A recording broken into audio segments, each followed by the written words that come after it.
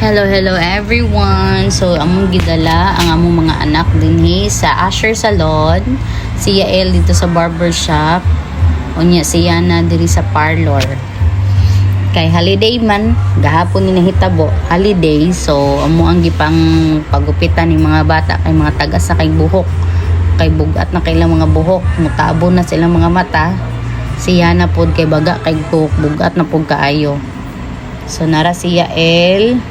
Lugay kay nahuman siya ilog tabas aning iyahang buhok. Siya gyud sige request sa ang papa na pagupitin ako pa. So giga pagupitan na mo diri sa barbershop sa Asher.